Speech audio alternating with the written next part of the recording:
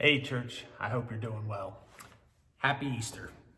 That's right, happy Easter. We're into Easter week 3, Easter Sunday, part 3, Easter, the third Sunday of Eastertide, however you want to phrase it.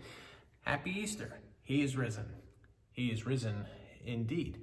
If you have been with us over the last couple of weeks, you might remember a couple of things. One, Easter is not just a day that we celebrate, but we actually have a whole Easter season. The resurrection of Christ impacts way more than just a single day, and so there's a season that we celebrate Easter, and we are in that season. 50-day season from Resurrection Sunday all of the way until Pentecost. And so I can say to you, happy Easter, and I haven't lost my mind, at least not completely just yet. That's one thing you might remember. Another thing that you might know, if you were able to join us last week, is that through this Easter season, we are looking at our call to serve, that we love God, and that as we love God, we serve. We serve one another in love. We serve others in love. We serve even the stranger in love. That this Easter, as we follow after Jesus, we follow after Jesus in service, modeling that demonstration of love and service that Jesus offered to his disciples when he took that cloth, wrapped it around his waist, bent down and washed his disciples' feet the day before he died, loving them to the fullest, loving them to the end. Jesus demonstrated love, demonstrated what it was like to serve others, and so as followers of Christ, we're going to serve as well. And that is going to be our focus through this Easter season. A third thing you might recall, which this one is way less important on the scale or life application, is that I happen to like Chick-fil-A. This is no surprise. I've talked about Chick-fil-A at other points in my life and ministry, and so saying that I like Chick-fil-A and you remembering that now really isn't a big deal. But last week, we discussed a bit about how their model, how their welcoming, how their greeting can impact us. And if you don't know or haven't been able to catch last week's message, you might know that if you walk into Chick-fil-A and you make it to the counter, one of the things that they say is, "Welcome to Chick-fil-A. How may I serve you? How may I serve you?" And we use that as an example for us, for that our life's motto might be, how might I serve you? How might I serve you, God? How might I serve you, friend, family, stranger? How might I serve others? That is part of the question that we're asking as we follow Jesus. Today, I want to continue along those couple of trends, the Easter trend, the service trend, and even the Chick-fil-A trend, although we won't carry that the whole way on through the series. But today I want for us to think about another Chick-fil-A thing that they say, another Chick-fil-A response. As the interaction goes, you get that welcome, that greeting, that initial conversation. How may I serve you? And then the customer, in this case me, proceeds with, well, I'd like a spicy chicken sandwich and a vanilla shake. Maybe some fries, maybe some nuggets for somebody else, or whatever the order is. And then they say, okay, and they get that ready. And then they bring you your food after you've paid for it, of course, and they bring it to you. And a lot of times when they offer you the food, at least in my case, I say, thank you. You know, I respond to that service with an expression of gratitude. Thank you for bringing me that yummy chicken. And what is their final response? After I make my response of thank you, we have this back and forth with call and response, with action and reaction. What is their final thing that they say after you express gratitude for their service? More often than not, the folks there at Chick-fil-A respond with, my pleasure. My pleasure.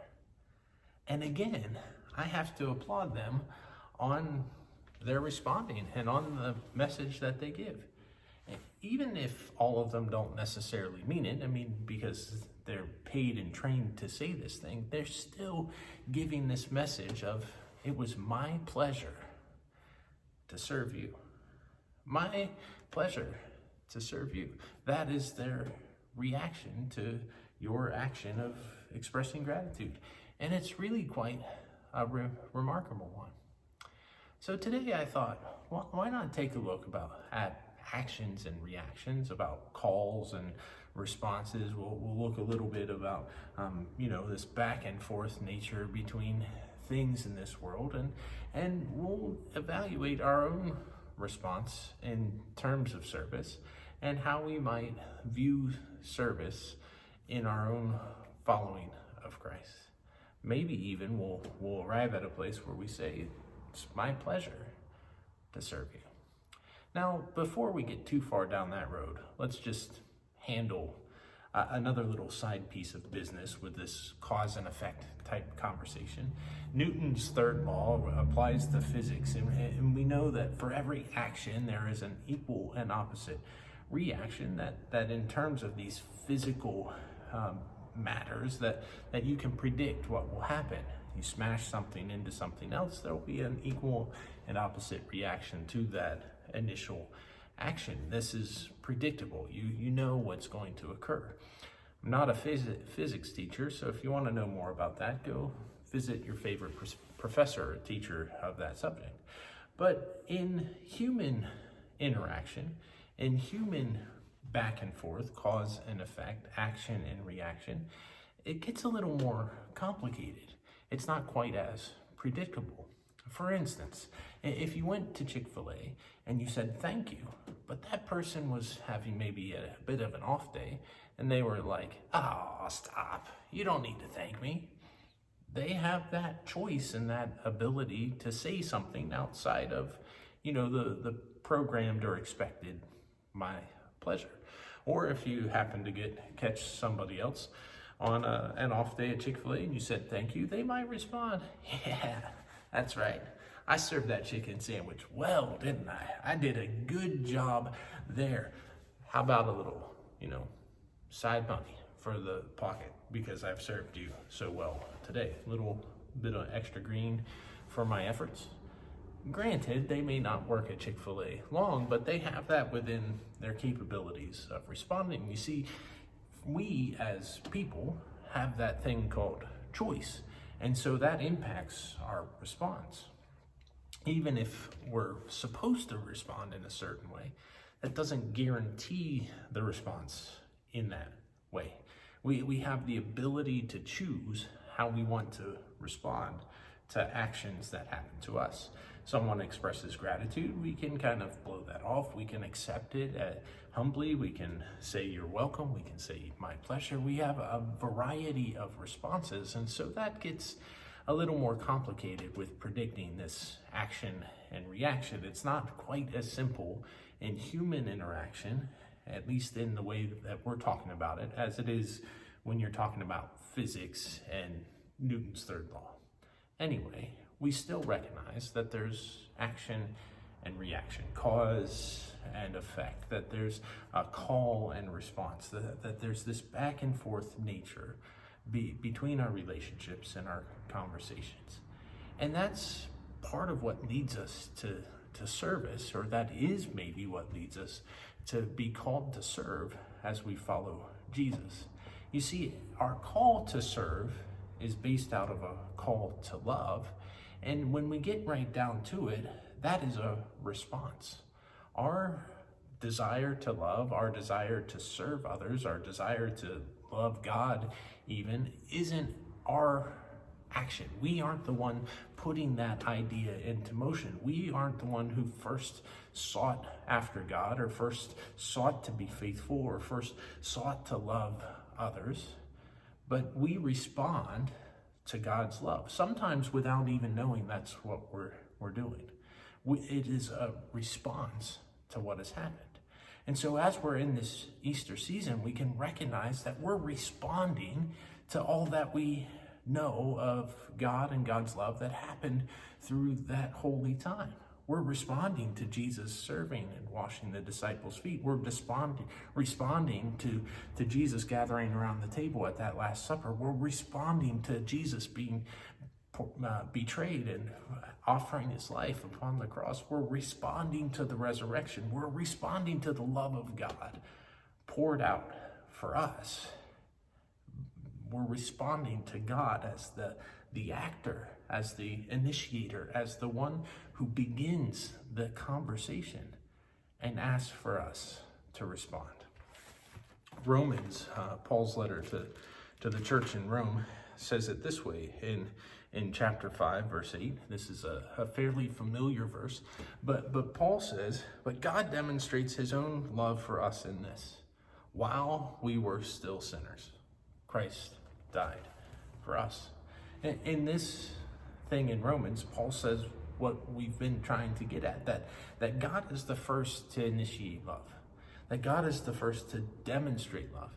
We were off walking around in our own sin, suffering our own devices, going about our own path, our own plans, all of these things. We weren't seeking out God, and yet while we were still sinners, God demonstrates his love for you and for me and for us by sending his son. And while we were yet sinners, God demonstrates his love, and he shows us this by showing us that Christ died for us. God is the one that acts first. We are the one that react. God is the one that says, "Here is my love." We are the ones that are responsible for saying, "Thank you," and we accept that love, and here is our love in return, or choosing some other option and some other path. In 1 John chapter 4, verse 19, we hear the same idea repeated there. That verse says, "We love," and then the why. We love, why? Because he first loved us. We love because God first loved us. That is the response. That is the reason for love. It's not us initiating love of God, but us responding to the love of God. And that, I would say, is the proper response. In Romans, Paul continues throughout the first 11 books or so, just kind of giving a theological understanding of the love of God, so spelling out things, showing how God demonstrated his love and how he offered grace first to the Jews and then to the Gentiles, and how we come to faith in God by grace, that we're saved by grace, that it's God who is the initiator. God is the one who is the actor. God is the one that puts the whole ball into motion, as it were. And so the first 11 chapters dig into that in a variety of ways, and we can see that Paul's laying out a theology and an understanding of who God is. And then you get to chapter 12, and there's a bit of a pivot, a bit of a turn. And Paul says in chapter 12, we've looked at all of these things that God has done. We've examined all of the ways that God has demonstrated grace and mercy and love, all of the ways that God has offered forgiveness and been faithful, even when everybody else has not. And we've looked at how all have fallen short of the glory of God, and we've discussed all of this. And then chapter 12 has this turn where the question is brought up, implied. So now what do we do? How do we act? How do we respond? And this is what Paul says. "Therefore, I urge you, brothers and sisters, in view of God's mercy, to offer your bodies as living sacrifices, holy and pleasing to God. This is your spiritual act of worship. Do not conform any longer to the pattern of this world, but be transformed by the renewing of your mind. Then you will be able to test and approve what God's will is, his good, pleasing, and perfect will." Paul, in verse 12, takes a look back at all that he has said, and he says, because God has demonstrated his love for us by having Christ die for us, even while we were still sinners, because all have fallen short of the glory of God and are in need of grace and mercy and forgiveness, because God has acted in all of these ways.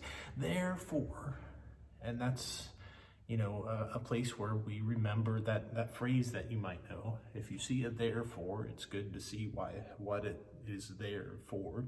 Go back before and see why it's there. Therefore, because God has done all of this, we are to respond. And how are we to respond? Paul says, I urge you, brothers and sisters, in view of God's mercy, just in case we're not clear on what that therefore, he says, in view of God's mercy, remember, God has offered you mercy.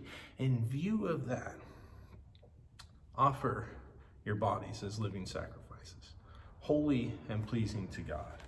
This is your spiritual act of worship.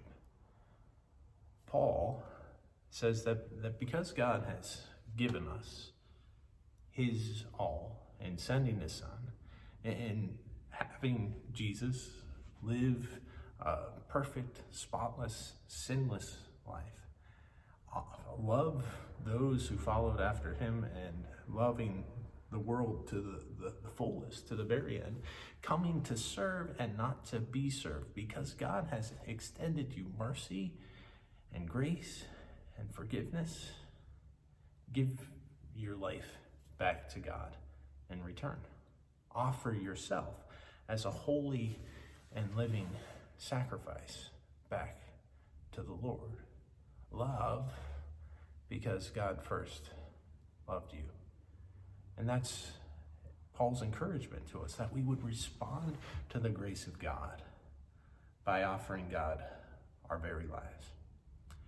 Now, often when we think about sacrifice, especially in the context of, worship and history, and we think about maybe animal sacrifices, that involves death. You sacrifice a goat, the goat is not going to be around anymore. You sacrifice a sheep, that sheep is gone. A calf, whatever it might be, that it involves death.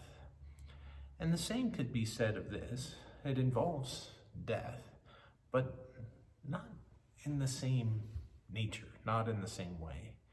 We're to die to ourselves. We're to die to our goals, maybe, our ambitions, those things that we hope to accomplish with our life. We're to lay those at the foot of the cross. But here we're to be a living sacrifice, not where we just go and are no more. But we find that when we offer ourselves as a response to God's love, that's where we are truly alive. That's where we're truly filled up. That's where we're truly found to have that life that we're called to live. That's where we actually find that we are filled with the love of God as we offer ourselves back into God's will, into God's plan, into God's hands. And we see that our mind, we can transform our mind so that the things of this world are no longer those things that are the most important, but we're focused on the things of God. And one of the primary things that we're focused on in God and in following after Christ is that thing we refer to as love and service, laying down our lives so that we might serve the kingdom of God and so that we might love and serve others. Not to earn anything, not to achieve anything, but in response to all that God has done for us. As we continue through this Easter season, I want us to remember that to serve starts with sacrifice. It started with the sacrifice of Jesus upon the cross. You could argue that it started before then, that Jesus sacrificed to even take on flesh and to live the life that he lived. But it started with the sacrifice of God out of love for his children, for his created people that he cherished so dearly. It started with the sacrifice of God and continues by a call for us to respond in turn, that we might sacrifice our own lives by offering ourselves into God's kingdom. Not by taking our lives, but by giving our lives to God and saying, you take this and you use this and whatever you have given me for your plan, for your will, for your purpose, that you would use me to demonstrate your love to others and to serve others. So friends, I ask you, as we continue to celebrate in this Easter season, are you willing to take up this challenge, this urging from Paul? Will you offer your bodies as living sacrifices, holy and pleasing unto God? Will you be conformed? Will you no longer conform to the pattern of this world, but be transformed by the renewing of your mind? Will you offer yourself back to God in response to God's love and be able to say, it's my pleasure to serve. It's my pleasure to serve because, God, you have blessed me more than I can imagine. You have loved me more than I deserve. You have called me when I wasn't worth calling. And so in response to your action, it's my pleasure to serve, to love, and to live as a holy sacrifice, pleasing unto you. Friend, will you continue to make that decision this day, to be a holy and living sacrifice unto God, to love God and to love others, to serve God and to serve others, to be full of God's Spirit and to lay down your lives such that your mind is transformed and you live according to the kingdom of God, no longer conformed to the spirit of this age. Will you do that and continue to seek God with your whole heart this day, now and forevermore? Amen.